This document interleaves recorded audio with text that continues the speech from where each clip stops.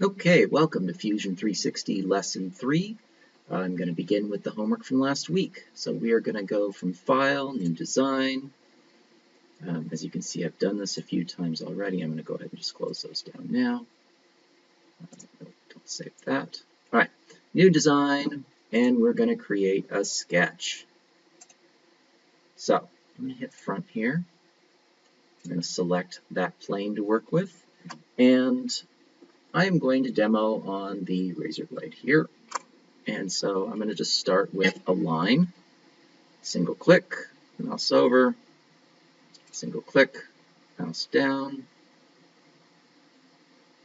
And now I want this curve down here. So I'm going to click and drag to make an arc.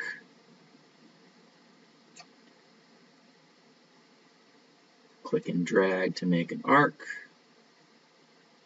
Let go, and we will finish that off. Now, that's not exactly the way it was supposed to look, but we can correct for that. I'm going to get out of the line tool by hitting escape, and we will make this just a hair longer. And then I'm going to select the tangent for these two. So that's constrained to tangent. We'll make these two constrained to tangent. That way these will always be smooth lines. And since this line is parallel to this line, escape, I should be able to drag this and have it be kind of scale with it. Now you'll notice that it's allowing me to make this curve different than this curve.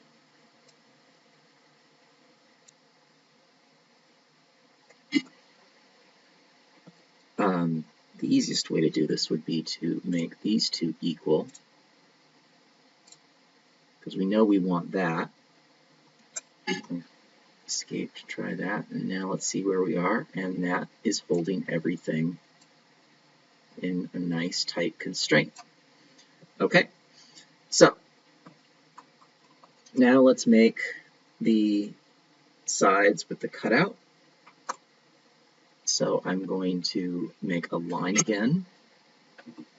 I'm going to select this corner, and I'm going to come on down. I'm going to cancel that operation. We're just going to say that's good for now. Make another line down here. Oops. Sorry, single click. Line, single click. There we go.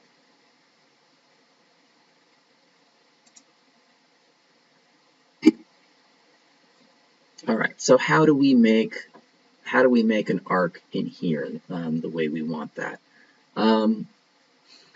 There's a number of ways, but what I'm going to do is I'm going to make another line here,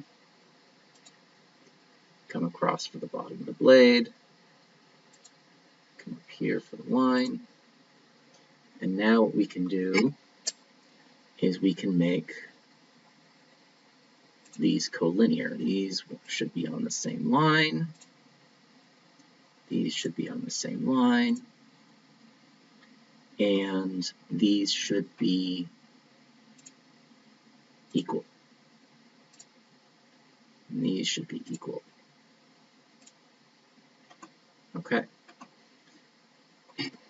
So I've only shown you so far how to make arcs from the line tool. So if we make a line and then click and drag, we get an arc. If you wanted to, you could use the line tool and then select your straight line and then delete it, and now you have an arc. But you could also just create an arc.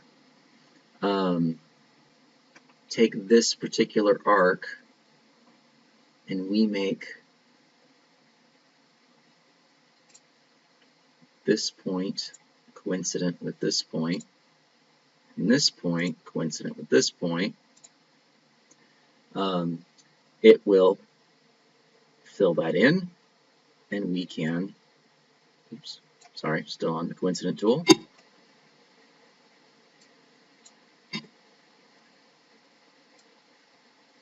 Drag that in until we get what we're looking for like that. However, if what we want is a 90-degree angle at this corner here, notice that, I'm going to deselect this, if we select the perpendicular constraint, it doesn't let us choose a circle. And so with the tools we have here, the way to do that would be to, and actually if you look at this, there is actually a little bit of a straight line in there. So I am going to remove this coincident.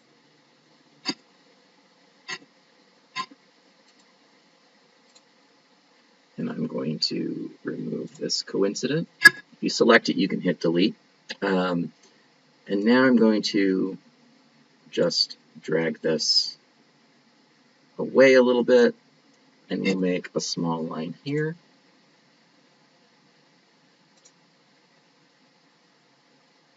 Okay, that's good. Oop, that's not good. A small line here.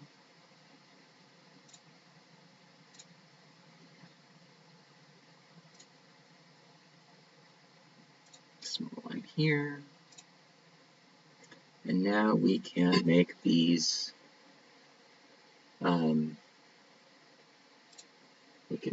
coincident. And so now we have this cutout. Now we have this little weird hiccup here because this is not constrained in any way, shape, or form. So what I'm going to do is I'm going to just make sure that this side, oops, sorry, deselect. This side and this side are equal, and that these are tangent to each other. All right. So now, however this is adjusted, it will keep that smooth transition from here to here. Okay. All right. Now, now's a good time for me to show you. You could just repeat this on the other side, but now's a good time for me to teach you that you can indeed copy and paste in this. So I'm going to click and drag to select. And I came from the upper left to the lower right, and it only selected this slice here, this part of the arc, and some of these constraints. The reason for that is that when you come down and to the right, it only selects that which is entirely within the box. If I come this direction, it will select everything that's touching the box. So this allows you to sort of make more refined selections just with a quick sweep, either one direction or the other. If we start on the right, okay, so we could just do this on the other side, rinse and repeat, except in the other direction. But now's a fine time to show you that you can indeed do copy and paste. I'm going to select the box here. Notice it selected everything even though it wasn't all in the box. That's because I was going from the right to the left. If I deselect, if I try this again from the left to the right, notice that it only selects things that were exactly in the box. So that's one way to get a pretty quick refinement to your selections. So we're going to do a move and copy. You can just hit M. You can select and modify, or it's also in your right-click menu. moving copies right there. Now there's a lot of different things that you can do here. You can you can modify your selections at this point. You can constrain your movements to certain axes, or do absolute to certain, like point to point. You could set a pivot that's different than something in your model, which would be useful if you wanted to swing this on an arc. But really right now, we can leave this on free move, which is this one right here. We're going to create a copy. And now when I drag this out, we have a second one. And if I grab this wheel, I can spin it around. And I'm going to hit OK. Move this over. And we're going to coincident here, here. And just for good measure, we're going to coincident those two. So if I take myself off that tool, I should get a coincident there. I'm not getting a coincident here. So I'm going to move it apart so I can do this. There's probably a way to do that. That's where it's already on. Okay.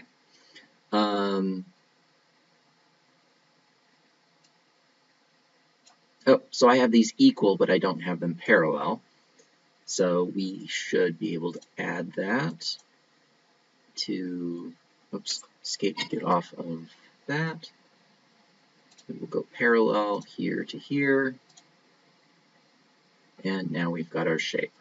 And then just for good measure, I'm going to make this line equal to this line.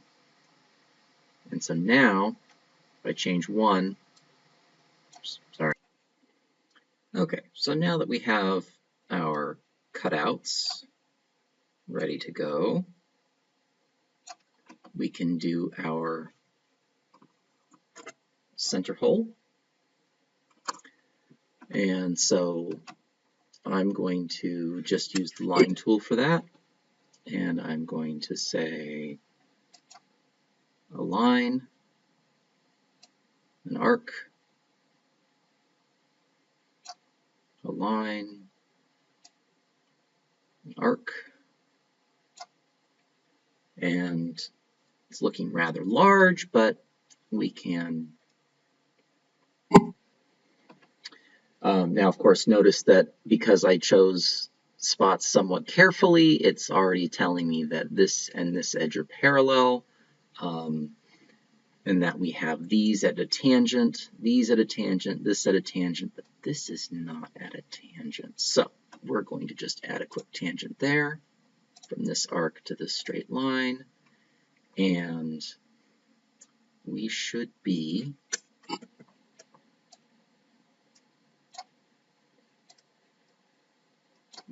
ready to go.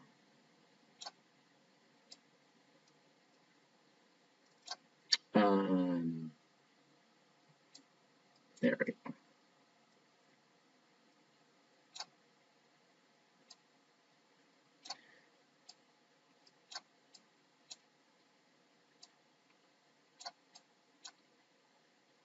All right, so now I'm going to right click and we're going to move that.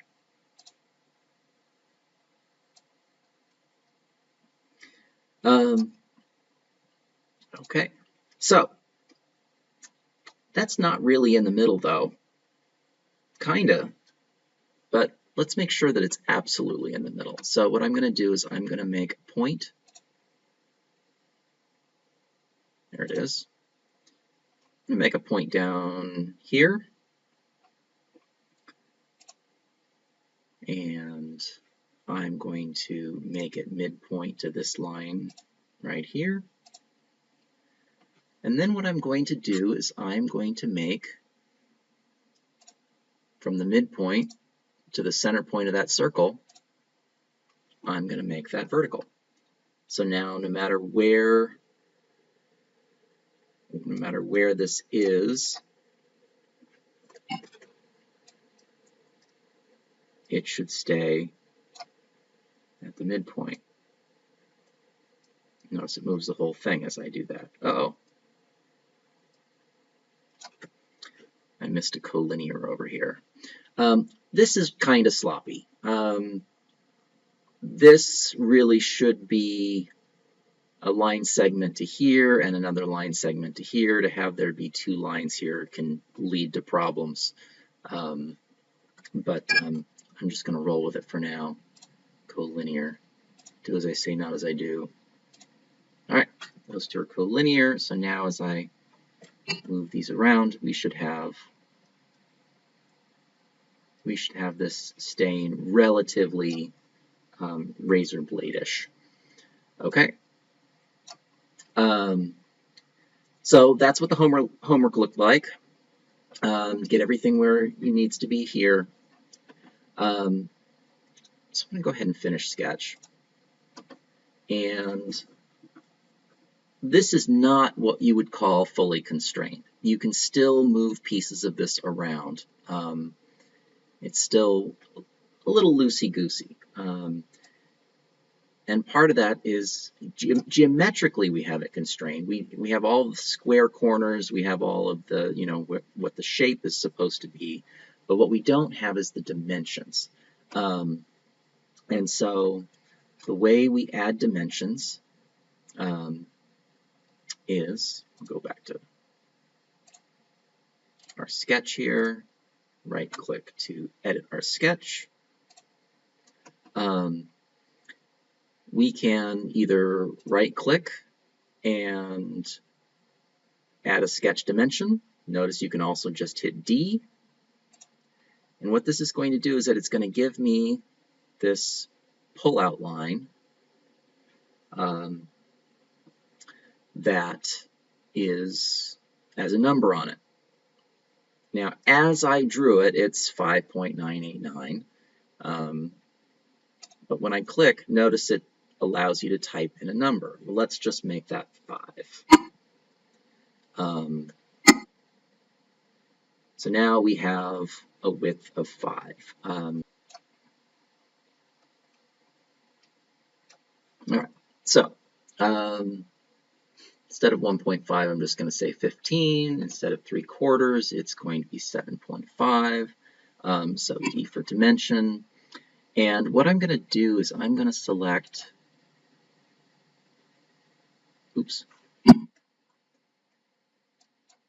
I'm going to select this point here.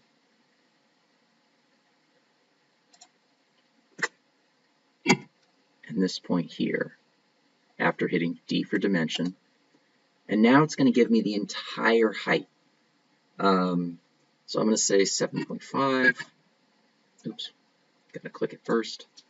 7.5. All right. So now we have the approximate ratio. Yeah, that's good. Of the overall dimensions. But this to this, oops.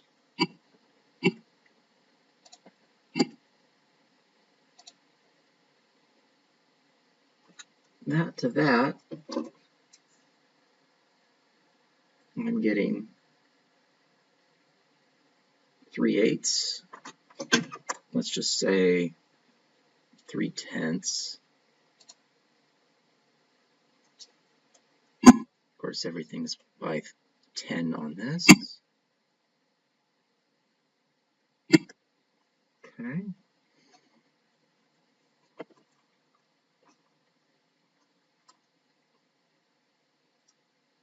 And then this line here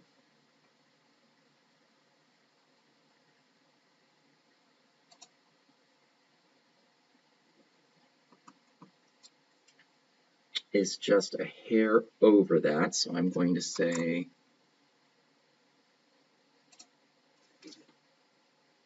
0.3, enter. And then, let's see, what else do we have? So this is referred to as dimensioning. And you'll see that as I do this, it starts to become more and more the proportions that we're looking for. Okay, and as I'm dimensioning this, I'm noticing that I did miss a constraint here. The very top of this cutout is just touching that line here. So we are going to, okay, so we're going to add a tangent from here to there. So that will be right on the tangent there. And so this should now stick. Okay.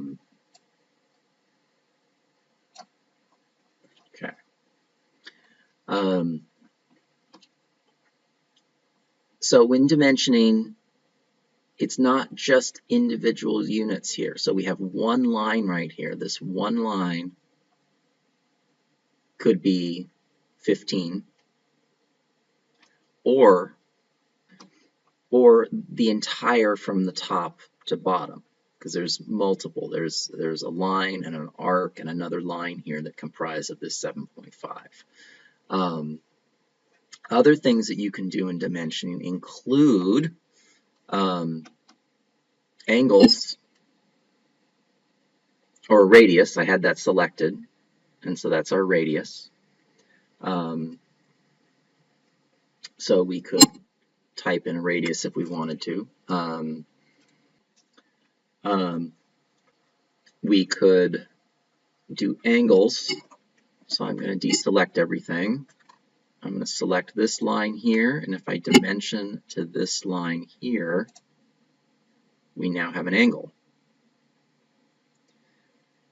Now, when I click this, it says adding this dimension will over-constrain the sketch. Choose OK to create a driven dimension. So I may have mentioned this before, but what we've been doing are either standard dimensions or driving dimensions. What we type in here, it changes the sketch to fit.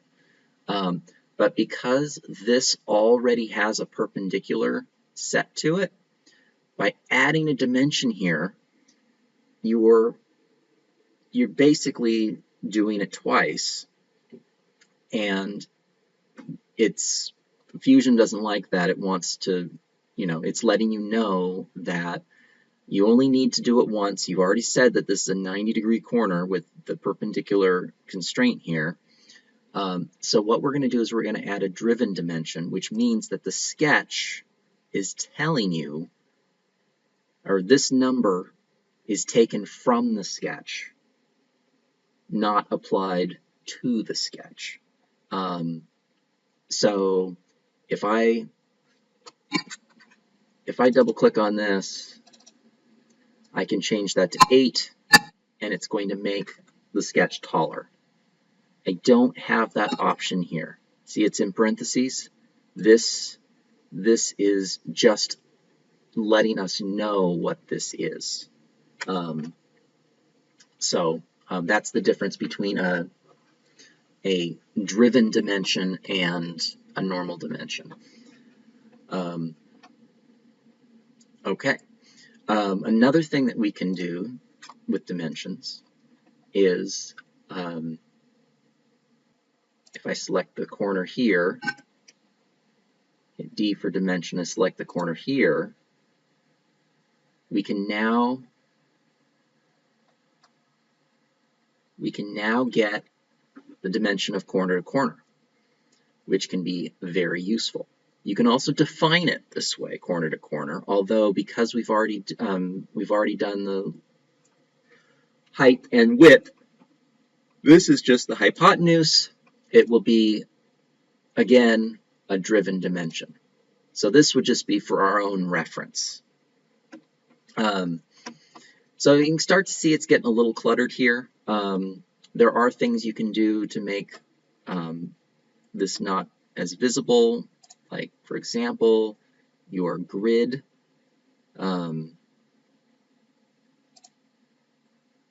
Your grid settings. You'll notice that as I zoom in, it automatically just keeps filling in the squares. They're always basically the same size. If I take that off, they'll be fixed. And then as I go out, they're really tiny. And as I move in, they're really big. So if the grids are getting to be too much, you can just say, oh, well, I want my major grid spacing to be 15. Or I want my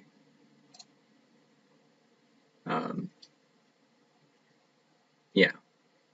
So major grid and then subdivisions. This is not going to be on the test. But I'm going to go back to adaptive for now. Actually, you know what? I'm probably going to go to fixed, and then I'm going to say 25. So now when I zoom in, we don't have quite as many squares. All of this is adjustable. If you want to, when you're getting advanced, when we have create functions, well, like in the line, there's a little hamburger ...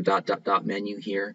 This allows you to either pin it to the toolbar, up to the shortcuts, or you can even change the keyboard shortcut. Be sure that you're comfortable with what's going on before you make that decision. Okay, so that is the basics of dimensioning. For the exercise for dimensioning, I'd like you to take your homework and make 5 dimensions, just like you saw me do here, and then we'll move on to the next lesson.